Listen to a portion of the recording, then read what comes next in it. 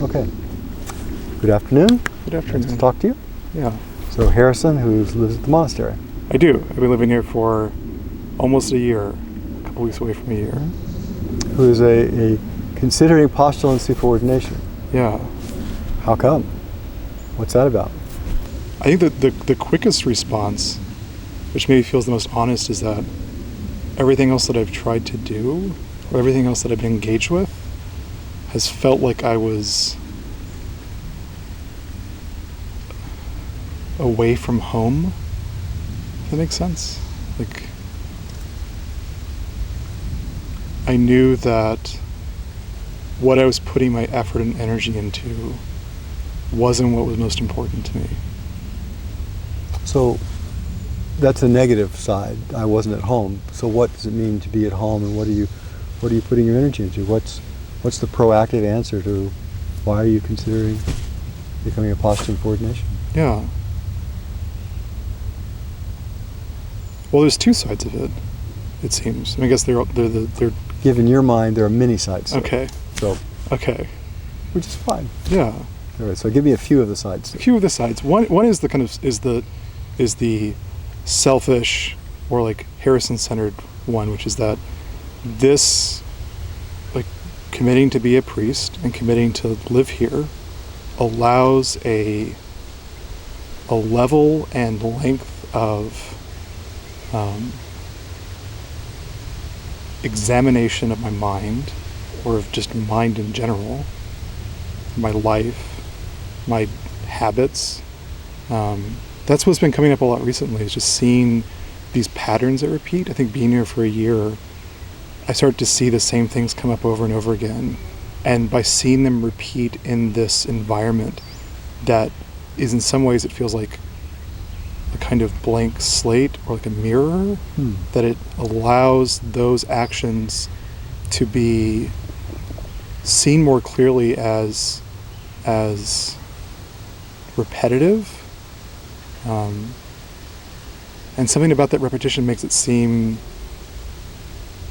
less powerful. If I see the same responses come up and over again, then I don't feel like I believe them as much. So part of the reason you're considering becoming a postulant for ordination is that you've observed these patterns over and over in your mind, and you don't believe them as much. Yeah, it helps. I think there are patterns that lead me towards suffering, leads me towards closing myself off, freezing, like you were just talking, freezing to fixed ideas about what is necessary to be happy, or what is necessary. Give me a couple of those points that help you close off and get frozen. What are some of those beliefs that you have, that you've observed? Yeah, I think one is that I have to feel good in order to be okay. And it seemed like what's been teased apart is that what I've teased apart is that those two things were so closely interrelated that I didn't realize that they were separate. Oh, I see. And that everything's okay. There's no problem, and that's not dependent on being happy or feeling good. It's even like a baseline, like my body feels okay, or there's this baseline happiness. So feeling good is just feeling good, and things are as they are. And sometimes you feel good and sometimes you don't, but things still are as they are. Is that what you mean? Yeah, but it seems more than that, though. It seems that what I really was looking for in that happiness, or in that in pleasure, a lot of like various sense pleasures,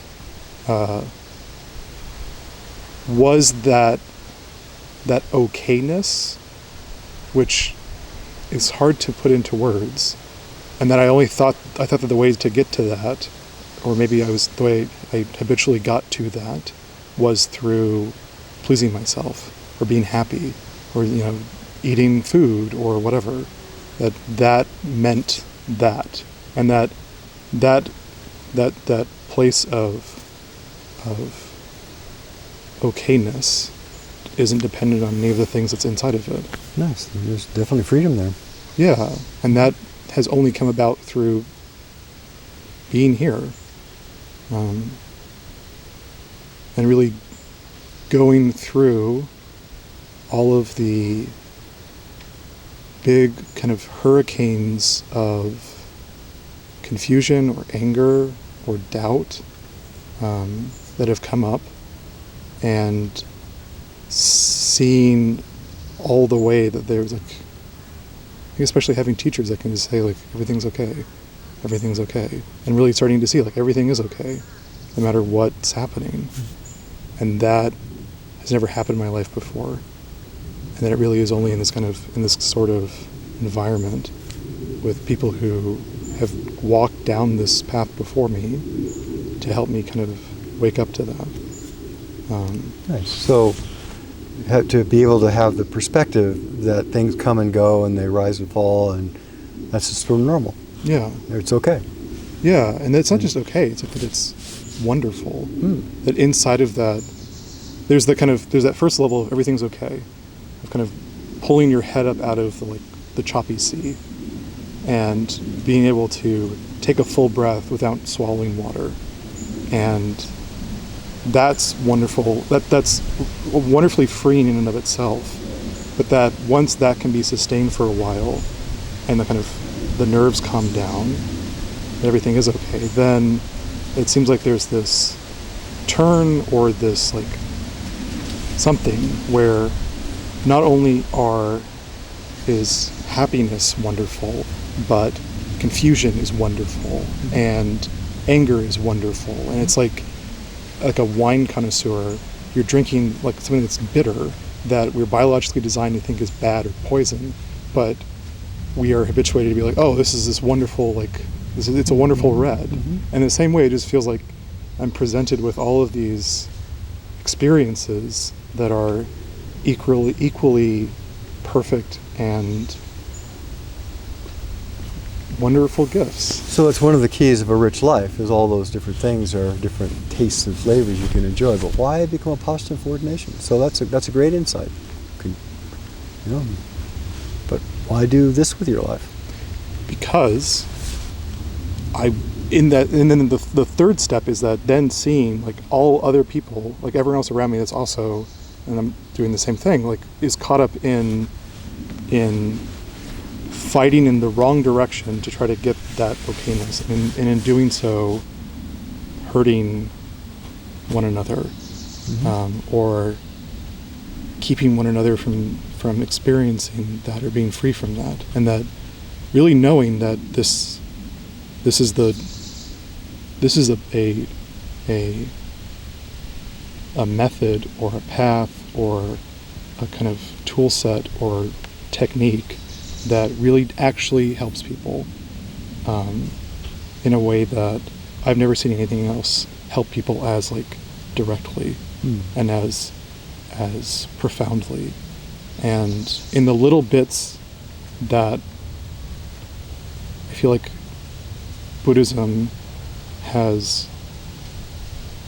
allowed me to help people, just those little kind of crumbs, the idea of really diving fully into this and making it into a profession and being able to do that on a daily basis, and to be where you're sitting now one day maybe, or to do Sanzen with people, or to, in the kind of unexpected ways of just meeting people on the street or meeting people in life, or to be able to have the clarity and the strength or the stability to really meet people where they're really, really deeply suffering, no matter what's going on around me.